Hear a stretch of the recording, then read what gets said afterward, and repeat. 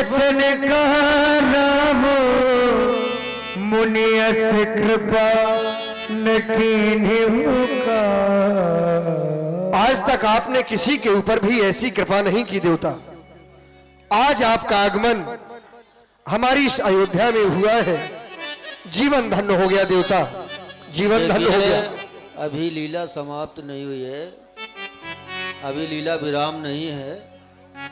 अब महिलाएं ही अगर डांस देखकर चली जाएंगी तो फिर कल से फिर लास्ट में डांस होगा। काहे भेड़ी की नाक कटाई हो है? बैठ जाओ सब लोग। ये लोग क्या कहेंगे कि डांस देखने पर आते हो आप लोग? बैठो, सभी लोग बैठ जाओ। अभी लीला देखो, फिर रिकॉर्डिंग डांस होगा, परेशान ना हो। हाँ, बीच बीच में इसी प्रकार डांस कराते रहेंगे, लेकिन आप लोग जाए नहीं। जाएंगे तो फिर कल से शाम बिल्कुल लास्ट में कराएंगे। आप जैसे महापुरुषों का आगमन सहज में ही कहीं नहीं होता देवता। यदि आज आपका आगमन हुआ है तो अवश्य कोई ना कोई कारण ही होगा। मैं जानना चाहता हूं देवता, के ही कारण,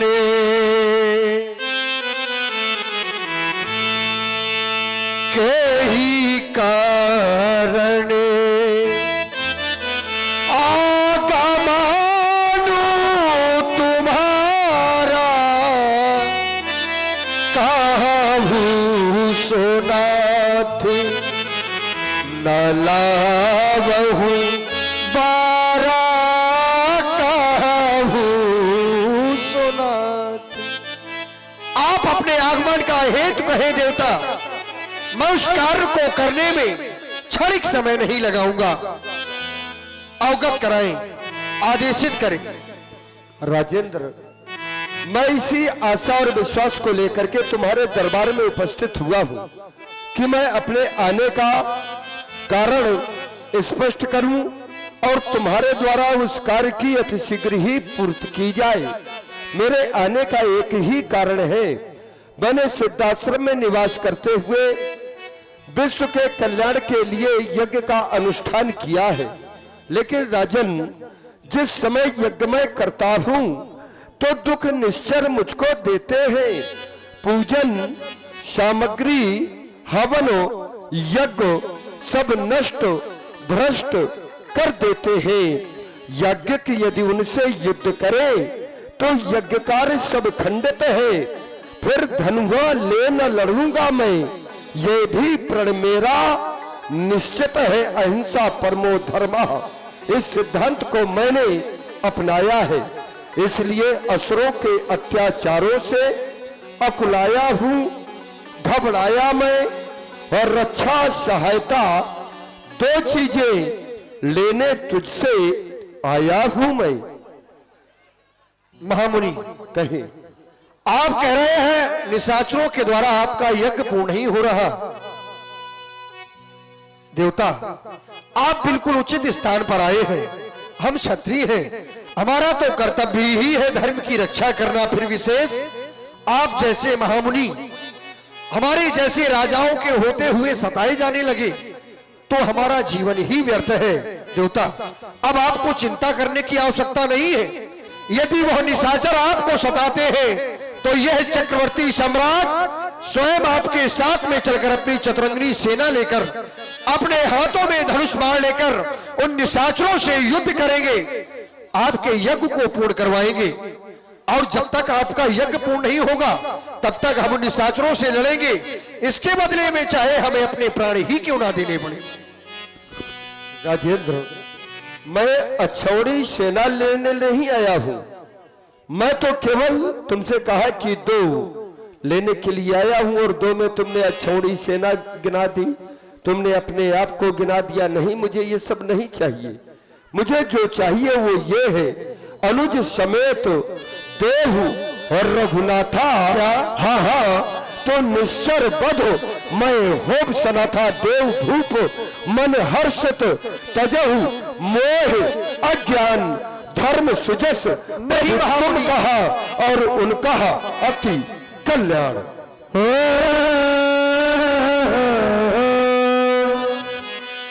सुन राजा अति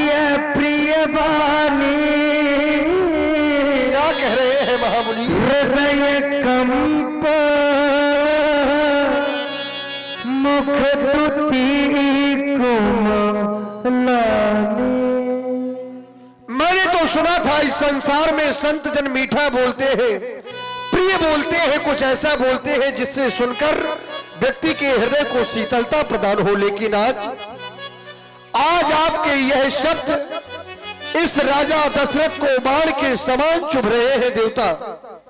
आपके एक एक शब्द ये बाण के समान मेरे हृदय को बेधे डाल रहे हैं देवता। क्या आप विचार कर नहीं बोल रहे?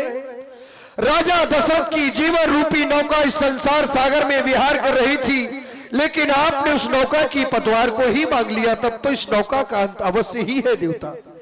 मैं कैसे जीऊंगा यदि आप राम लक्ष्मण को मैं तुम्हें दे दूं देवता। चौथे पने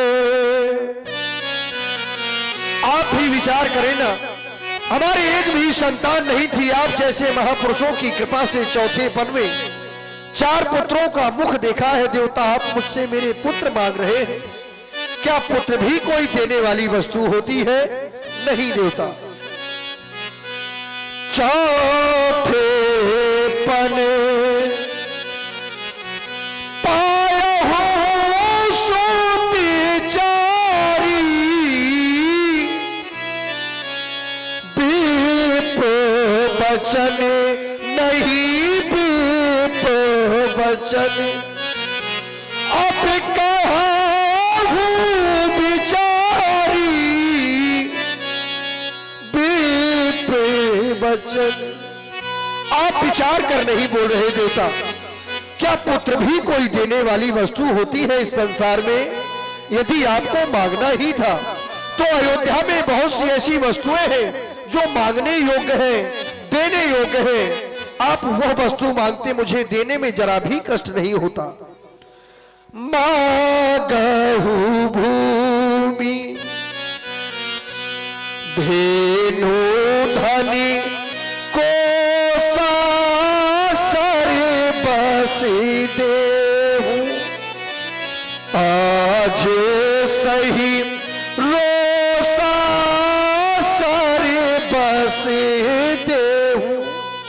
मैं अपना सब कुछ दे सकता हूं, भूमि धन धान कोष सब कुछ दे सकता हूं देवता, लेकिन राम को कैसे दे दूं? क्योंकि राम को तो मैंने पाया है। यहां तक इस संसार में एक व्यक्ति को अपने प्राणों से अधिक, अपने शरीर से अधिक प्रिय कुछ नहीं होता। लेकिन आज मैं अपने राम के बदले में देवता मैं अपने प्राण भी दे सकता हूं। दे प्राणे ते प्राणी ते प्रिय काछु नाही सोई मुनि देहु, नेम से की माही सोई मुनि देहु। मैं आपको अपने प्राण भी दे सकता हूं। वैसे तो मुझे सारे पुत्र ही अपने प्राणों के समान प्रिय है देवता, लेकिन सब सुत मोहि प्रिय प्राण की नाई, पर राम देत नहीं बनत गुसाई। राम को कैसे दिया जाता है या पुत्र के दिए कैसे जाते हैं ये मैं नहीं जानता। एक समय था कि मेरे दुख में इस अयोध्या के नगर निवासी सभी दुख में जीवन यापन करते थे। आप जैसे संत महापुरुषों की कृपा हुई, 4 पुत्र प्राप्त हो गए, लेकिन आज उन्हीं 4 पुत्रों में से आप 2 पुत्र मांगने आ गए देवता। मैं आपको कैसे दे दूं? आप और कुछ मांगे। राजेंद्र, तुम तो उस वंश से हो जिस वंश का एक नियम रहा है कि रघुकुल रीति सदा चले आई, प्राण जाहि बरु बचन न जाई। अपने बचनों की रक्षा के लिए प्राणों का न्यौछावर करने वाले उस वंश से तुम्हारा संबंध है। जिस समय मैं तुम्हारे यहां पर आया तो विचार करके तुमने स्वयं ने ही मुझसे कहा। तुम्हें तो यह सोच लेना चाहिए कि इसके पहले भी महामुनि विश्वामित्र का आगमन हमारी इस अयोध्या नगरी में हुआ है। उस समय भी हमारे पूर्वजों को महामुनि विश्वामित्र जी के द्वारा कसौटी में कसा गया, लेकिन वो भयभीत नहीं हुए, कसौटी में खरे उतरे।